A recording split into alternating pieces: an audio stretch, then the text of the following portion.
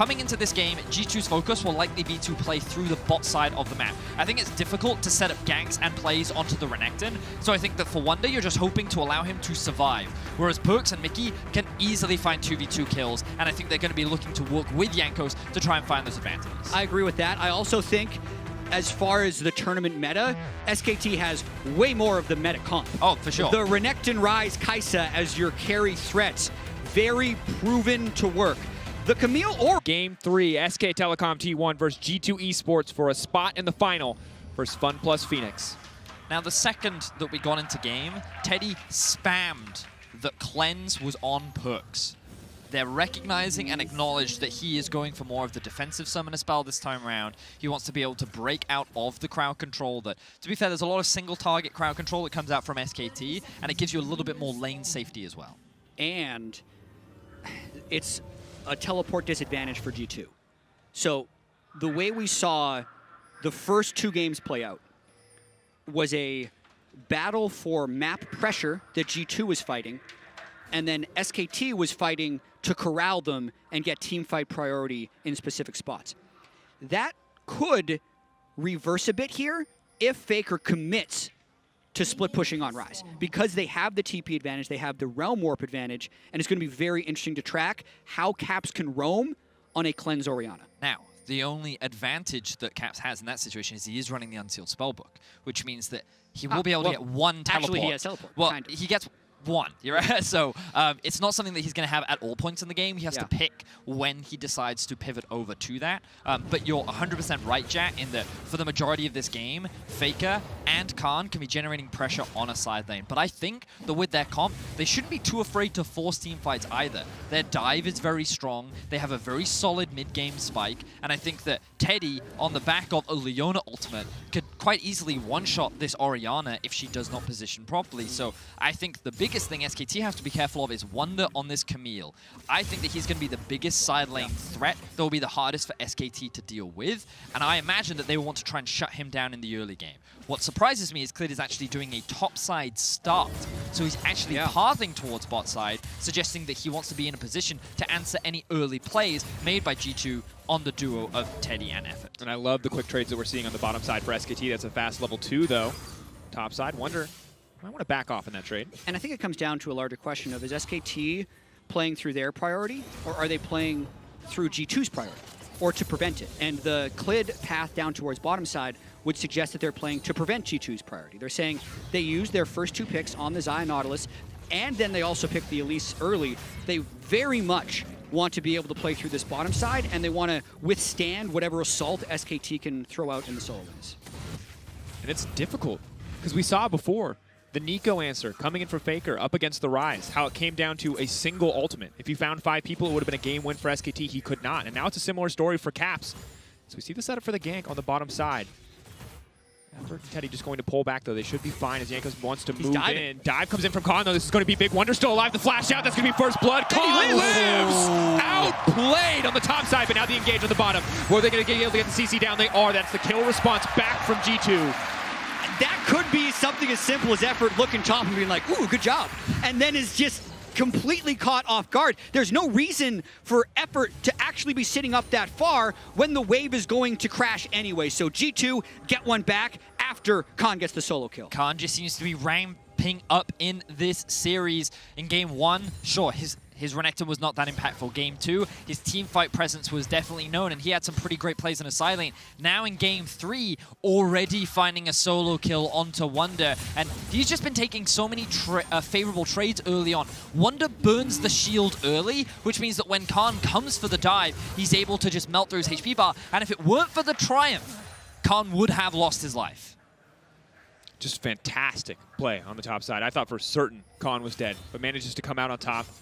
And Wunder's going to be miserable in this lane now. The Cole from Khan is a bit of a reprieve in that it's less of an aggressive item than, say, an early longsword, but it does mean that he'll be even more threatening in the mid-game. As now PerkZ has been locked out. It's going to be big damage. Cleanse and Flash coming out. Teddy definitely outplaying that one, and Wunder's been caught out again. That's going to be one more kill. Khan gets yet another top side kill. Wunder's in a really bad spot. Super bad. It looks like the wave's not freezing. It could actually be way worse. Yeah. I'm not sure if there was a chance for them to freeze that wave or if they pushed it out of choice. I wouldn't think they'd push it out of choice, though, because that could have been the end of the game if the wave was positioned to freeze. Yeah, I'm in complete alignment with you, Jack, because I think what they could have done is they could have actually had the wave pushing towards Khan and then just stopped it. And then Wunder can never approach that wave because already in the 1v1 he's losing, and Clid is just pathing around that side of the map. So far in this early game, this is exactly what we expected to see from SKT, playing towards the strong side of the map, trying to shut the Camille down so that she gets to that strong side lane point much later in the game. Now we see Jankos in mid lane, boots already completed, looking for a play, but Faker, respecting he has no mana, gonna disengage. Mickey there as well.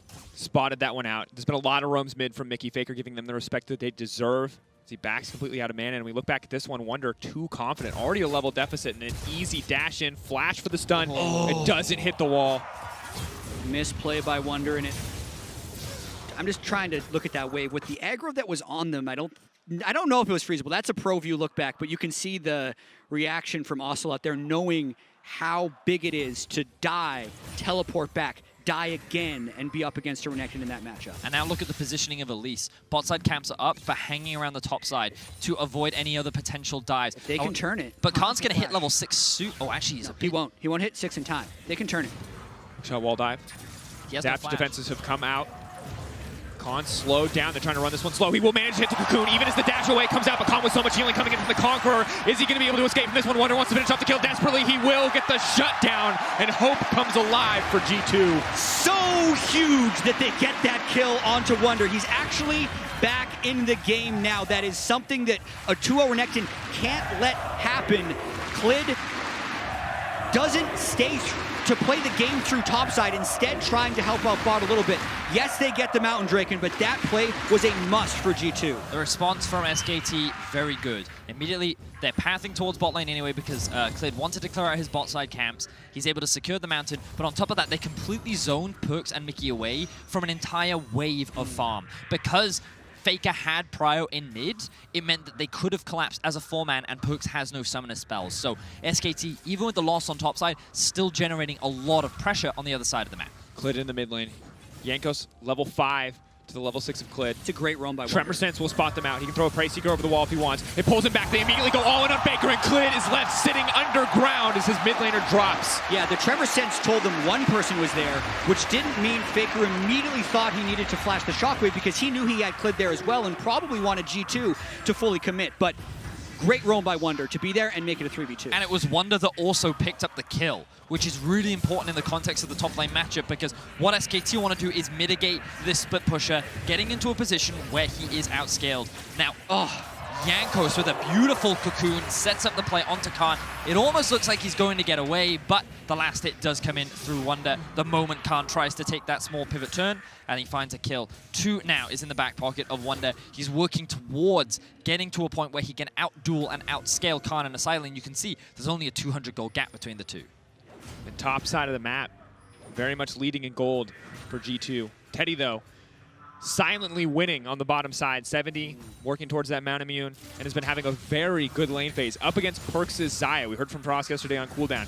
Considers PerkZ the best Xayah player at Worlds, best Xayah player in the world, and now has to deal with Teddy, who has been having a fantastic series following that Yasuo game. Yeah, I really want to reinforce that, because a lot of the hype and excitement was surrounding PerkZ coming into the semi-final, but Teddy was like this steady rock that kind of just sat in the backline and very much did his job. And the conversation we were having earlier in the week, Jack, was how G2 play very differently around PerkZ compared to how SKT play around Teddy. That's not to say they can't play that way around Teddy. And when they do, he is a devastating force to deal with. And for SKT, they haven't needed to so far because he's just been doing so well in the 2v2. But they're playing around him right now. You can see Clid and Faker getting river control with the Ryze. This is what everyone does with the Ryze pick, and they threaten PerkZ and Mickey. But interestingly, they actually are trying to roam mid instead. It doesn't look like much is working for this SKT play, but they're going. One more coming in, trying to box them in. The flash in.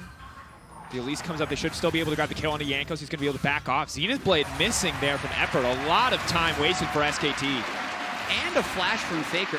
A huge force attempt there by SKT, where they they had the opportunity to create bottom lane pressure. They could have had probably 2 plates for free when they had 2 people roamed into the jungle, but they tried the switcheroo, the mind game, and it completely fails. And now suddenly we go from SKT looking like they're dominating in the solo lanes, winning on the bot side of the map as well, to a very even, very close game once again on the back of a few of those top plays from the side of G2. While SKT have been certainly leading the pace of the game, G2 is now matching them blow for blow. Are we surprised that it's close so far? The funniest thing to me was how Jat was talking about at MSI, whoever got an early game lead won the game, period. Didn't matter. But this series, the gold difference has always been like 100 gold once you hit the 15-minute mark because of how often these teams just trade kills, objectives, everything. But who wins if no one wins the early game? What happens then? We get a great series. It's actually the answer. Full trade on the top side. Khan coming out on top, though. That Conqueror plus the Stain on the Cold Meek makes it very hard for Wunder to win. Now the flash in, he's going to hit Faker. Jankos coming in, that's a lot of CC, it's a lot of damage, but they're now going to need to pull back. They know Faker doesn't have a flash, it's going to cost a TP though. Flash in, they're going to kill Jankos. Goes up, there's no camp there. He can't come down, Jankos gets locked up. Faker's going to grab the kill. So that 4-man roam worked for the rest of SKT, even though it was G2 who ended up forcing. Strangely enough, Vetty, this series, we prophesized that it was going to be about mid laners leaving. This game is about everyone going mid. Yes, it certainly is. And now Khan has found Wunder. He wants to continue trading. He knows he's stronger at this point in the game. He's forcing him back. But Khan had to commit his TP to that mid lane play. That was the biggest thing that forced Jankos and Mykix to immediately disengage. PerkZ now has his eyes on Effort and Clid. He's just going to disengage. But now SKT actually have a very solid early game advantage. They now have about a 1k gold lead. A lot of the gold gap exists between the top laner and AD carries, whereas mid is pretty even. Yeah, I think the biggest thing for SKT is the gold on Teddy at this point. Based on the early game, we might have thought top, but based on how many plates he's got, we'd think that. And as Mickey does tag Faker, they don't actually have the full burst combo just with Elise and Nautilus. And good job by Clid to just flash in there for the execute damage, and a little bit fortunate that the Raptor camp was down, otherwise he would have been able to get away. Ooh, they just get an Inferno. Okay, but it looks like it's going to be a trade of an objective. Of course, Khan with pressure still on the top side means Clid should be able to walk in, fight for that one. Not ideal to give up the Infernal to this composition. I like that SKT have actually moved their duo into mid lane rather than just doing a full-on swap. They know that Khan is still winning in the 1v1 and they want to keep that setup, but they also need Teddy and Effort nearby in the event that G2 tried to contest this Herald. So they've sent Faker bot, he has the TP, they can now collapse onto the top lane and they can use this to secure the first tower of the game. G2 need to respond by trying to push in that bot tower as well. And Wunder is out of there. Has learned from the last time he got tower dive, this game is not interested in sticking around, and it looks like for SKT, very clear where they want to put their resources. Jat, you mentioned it earlier, but Teddy is getting everything. Yeah, they're giving him total solo gold on this first turret, but the big question to me will be how does SKT match the rest of the map, because they should know that G2 is setting up to also try and trade the bot turret and would threaten to dive elsewhere. Wunder. SKT just goes for Wunder. Hookshot wall dive will be the ult out from Effort. Teddy continuing to push in. Caps on the way. Wunder could just use the ultimate, but they have to be careful here. Jankos on the way in as well. Tactical Sweep will not connect onto Teddy. They will be able to clear this one out, but a lot of gold into Teddy's back pocket. Should already have the Q evolve on the side of the Kaisa. It is building towards that Rage Blade and eventually the Supercharger as well. Now PerkZ being left in isolation in the bot lane means that he will eventually take this tower down, and SKT shouldn't be able to answer, but they did push in mid. Ooh, teleport coming in from Faker. There's not much that PerkZ is going to be able to do about this one. They're just going to be able to walk up. Of course, PerkZ not with a ton of mana. Has the cleanse, which makes him a little bit more comfortable, but can't really actually force a fight, but does have the necessary tools to retreat. I mean, G2 did manage to get a good number of plates off of that. You can see the gold still only 1,000 strong, and SKT a little bit behind on trying to get pressure around this bottom turret. Looks like they're going to rotate in time, though. But Teddy is now here, more trades. along with Clid. 4 members of SKT are in position to defend. The Drake is a little way off, so it's not likely that they'll try and force this, but at the very least, they stop G2 from claiming any kind of map pressure, and if they want, they can even rotate to mid, push that wave in, and start getting a little bit more deep vision, because Khan can also rotate down from the top side. Have to see. You can see 8 turret plates to 5. Of course, still, as you mentioned, 1k gold lead being held onto for now. Cast with the blue buff should just be able to auto clear out most of these waves. Luden's Echo means he will be a bit more of a threat, but neither team wanting to overforce for an objective. Just very similar to game one, trades across the map. Trade after trade after trade. But G2 do not have an option to trade here on the bottom side, so they will just move in to try to deny the play. Yeah, effort looks scattered to me, though. He's had a few ultimates where his team never would have been able to follow up. He just there, instead of walking through the turret while his team could roam, he actually ruins the blast cone himself and then flashes over. So G2, I think, should look to attack this. And it's strange to watch this game, actually, because oftentimes in best of fives, the first game is where we see the jitters, and then the teams settle coming into games 2 and 3. It feels the opposite here. It feels like games 1 and 2 were super great in terms of quality, and this game, there's a little bit of indecision and jitters. It's Khan pushing on the top side against the 4 members of G2 pushing on the bottom side. They will break this tower. Khan may get a bit of damage down top side. The Herald has done a lot of work there, but Wunder's on the way up to respawn. We'll be able to keep the tower alive for now. The tactical sweep healing him up. Probably still cannot win the 1v1, but can just clear out the waves. Both top laners with the Tiamat. What I liked about what G2 just did was they actually held Wunder mid lane so that SKT couldn't be threatening 2 waves. This wave is going to come very delayed, which means G2 can answer, and all they had to defend was the top tier 2. Because they ended up being able to respond in time, G2 actually keep all of their towers alive, and now SKT is forced to reset. The Dragon will be the next big point of contention. Yeah. Teddy has to make a decision. Does he want to reset now, or does he want to make a play for the bot tower? I agree with the choice to reset. Spend the gold. If the Rage Blade is ready to be completed, finish that one off so that when the Mountain Dragon spawns, you're in a position to fight. Exactly. If we want to forecast beyond just the next 45 seconds of Mountain Drake and think about what happens in 10 or 15 minutes, the second Mountain Drake or the first Mountain Drake for G2 are massively important. A Kaisa with 2 mountains melts Baron so incredibly quickly. I mean, she does them without them, mate. Yeah, I mean, one mountain does something. 2 mountain is incredible. If G2 gets a mountain, they also get a higher amount of Baron threat, even if their composition isn't necessarily designed for it. Yeah, between the Ryze and the Kaisa, the sustained damage is incredible from the side of SKT. Now, the good news for G2 is that Teddy is still a long way off of fully stacking that tier, only about 450. It's going to make him even more lethal in the fights to come. Having double evolve pretty early on for SKT is going to make their fights very, very potent. So I really do think G2 trying to force a fight here would be a bad decision.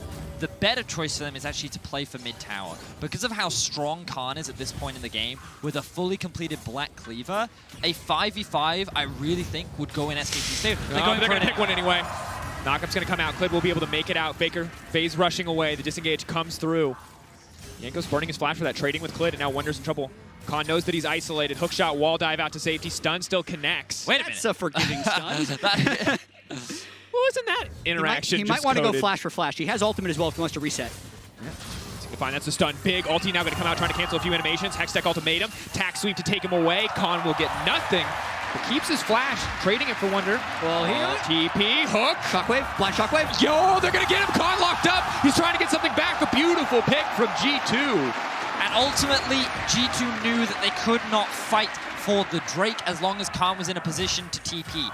The moment Khan realized G2 had used a lot of their engage tools, largely from Mickey, then Khan knew rather that he could go for that all-in 1v1. What he didn't realize was the positioning of G2 and how they could answer. And a fantastic 1v1 from Khan, getting the flash basically for nothing in the end, but costing him his life is brutal. Good news is Faker is on the bottom side. He does respond with the tower. SKT hold on to their 1k gold lead as well as securing the mountain. So SKT is still in a very favorable position. At this point in the game, to me, they feel a lot stronger.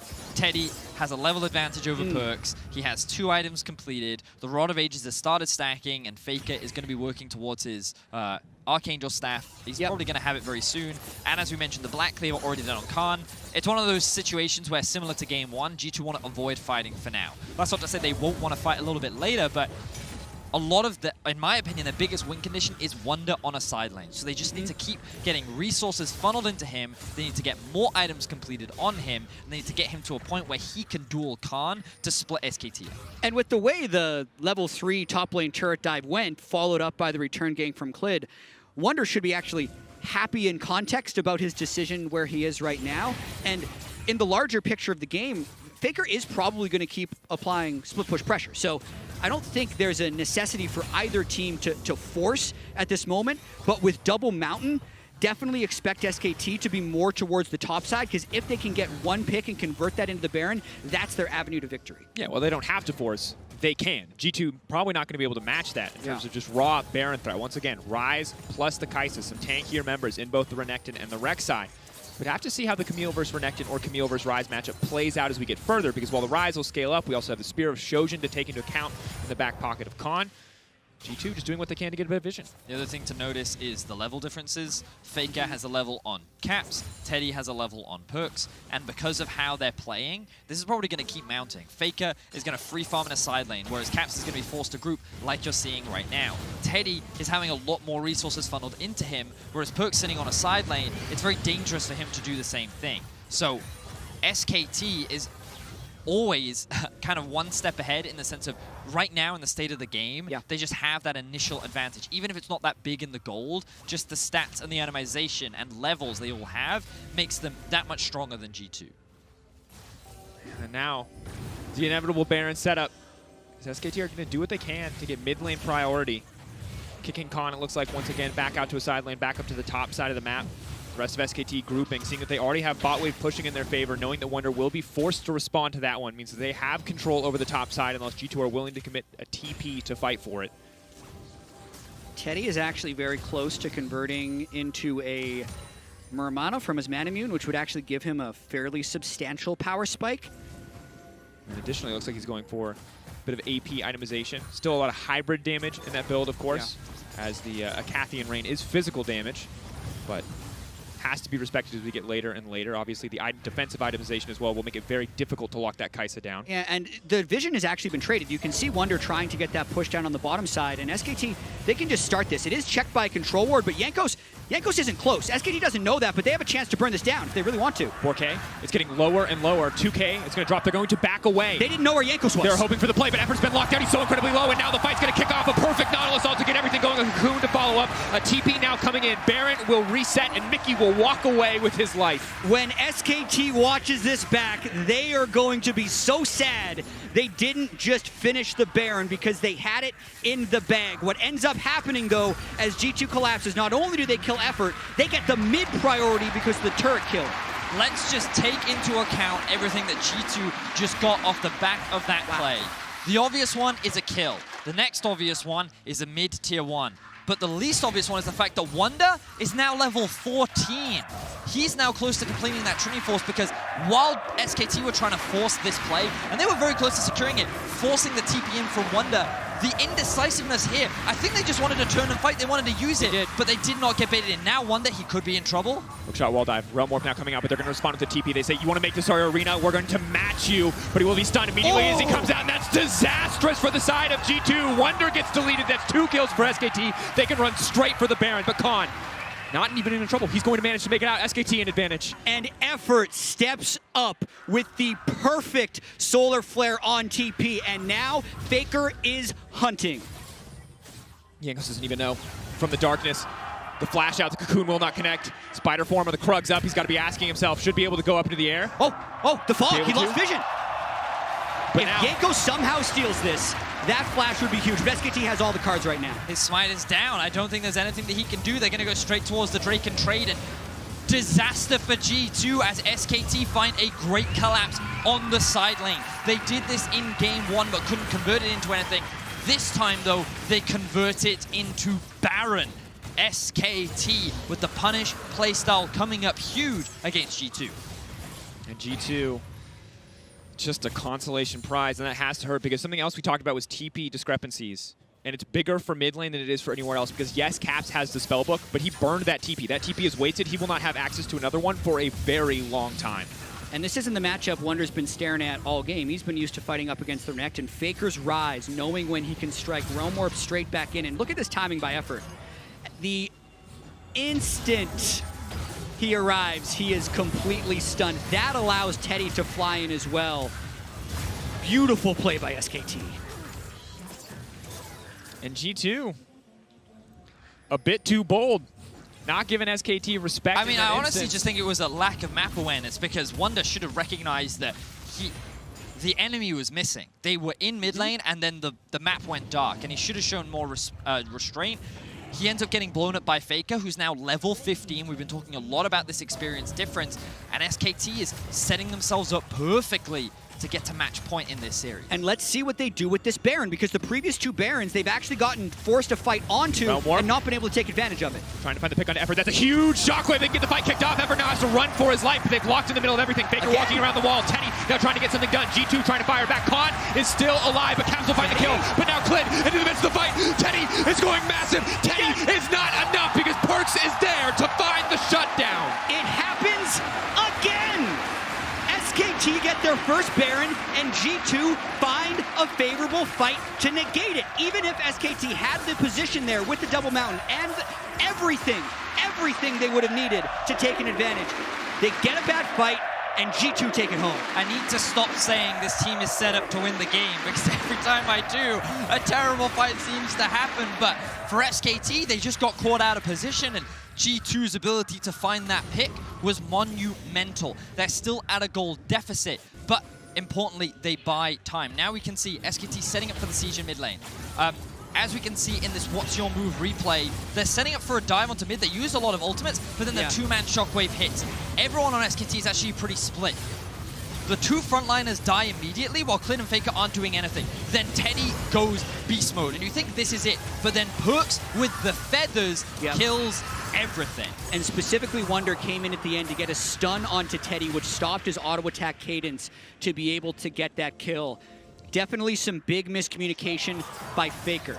We saw in game 2, he had the late recall. It didn't end up mattering because Clid stole the Elder Dragon, but he wouldn't have been there for that fight. Faker starts this fight by channeling Realm Warp into the turret to take minions. That says, yo, we're diving. Effort's there to follow up, but it's Faker who ends up calling out that play, and the team pays the price.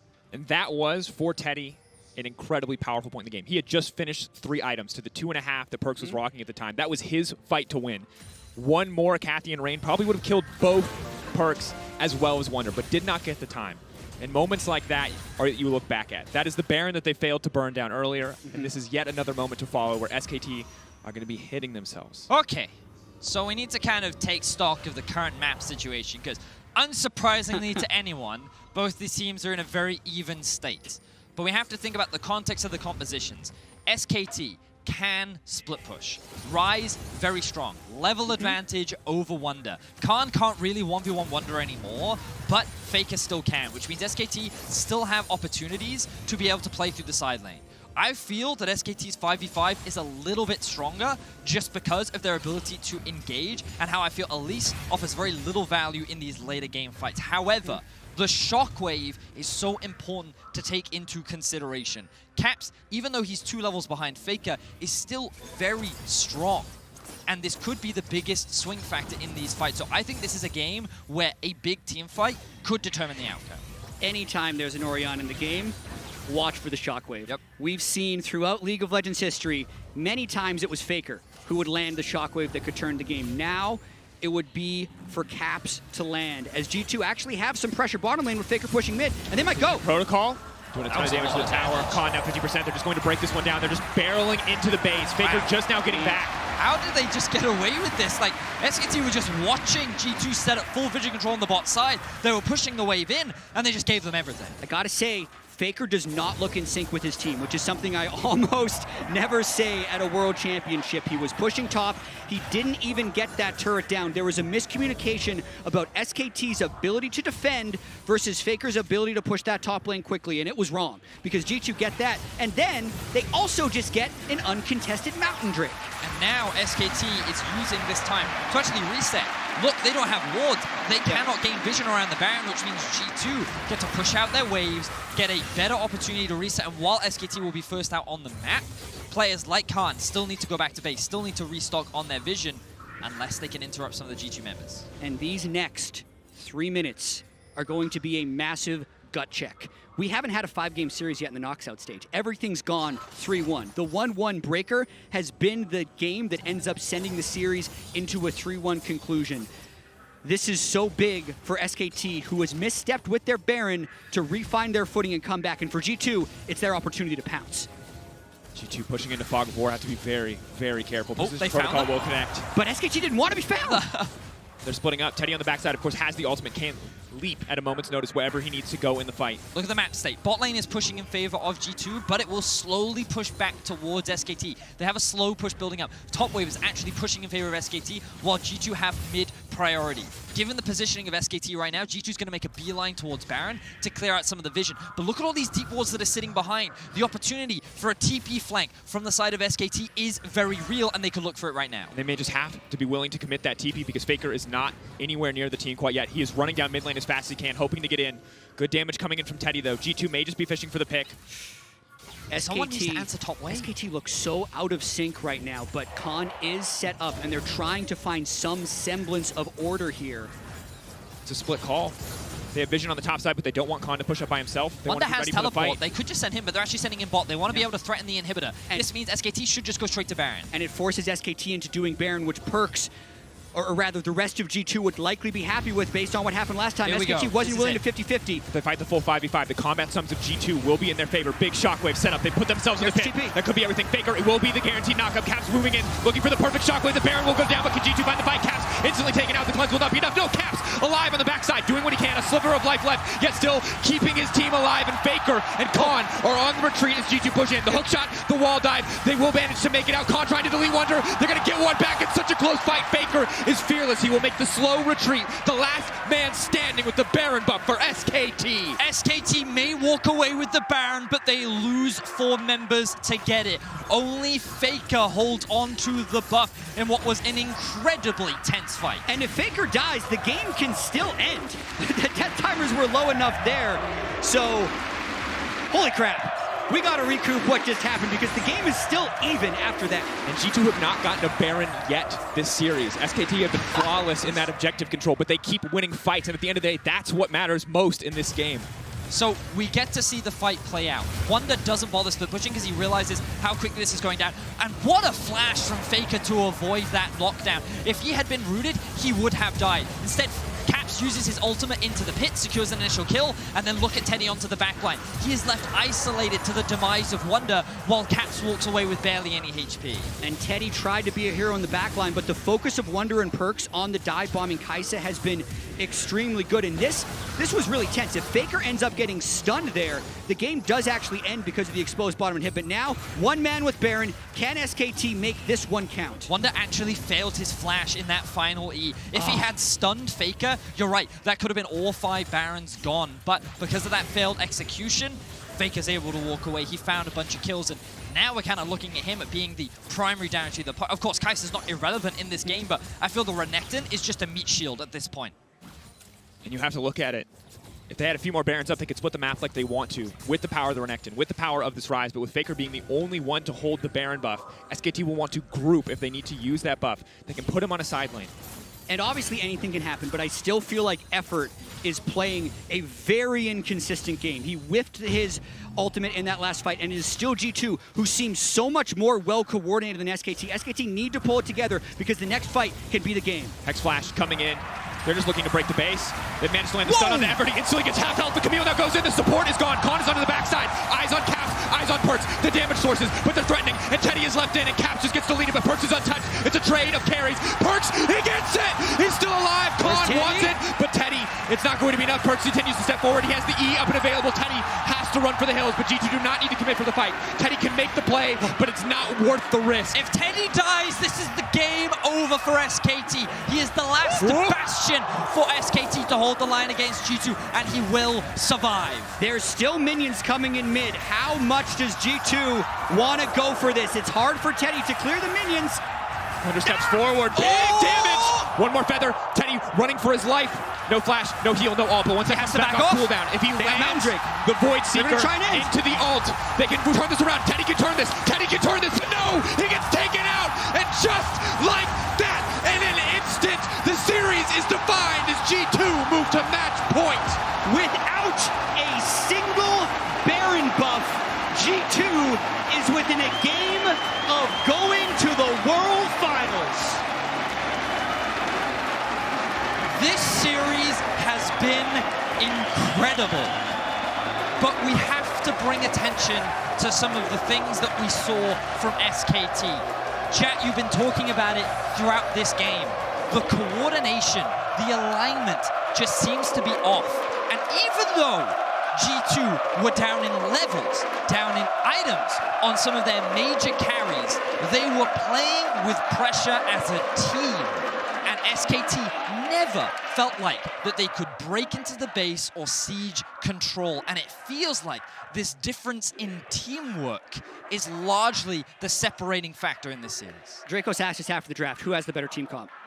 We thought it was SKT. Both of us said SKT. I think they did have the better team comp. Yep. They had 2 Mountain Drakes. They had the Baron. They Yes. had the advantages. They did not have the teamwork of G2, and that's the thing that pulled it together. They just kept picking effort over and over again. 1-6 on Leona in that game, and the clutch play that G2 needed to pull out to be up in this series is incredible. And we look back at that last team fight, PerkZ and Teddy, opposite sides of the fight, both doing all the damage they can possibly do. But at the end of the day, PerkZ found the kills, and Teddy could not kill enough members to stop this push from going through. And if that ult had been up, and if he could leap in and push a single Q, massive damage spell, he might have been able to kill all 3, but he could not make it happen when it mattered most.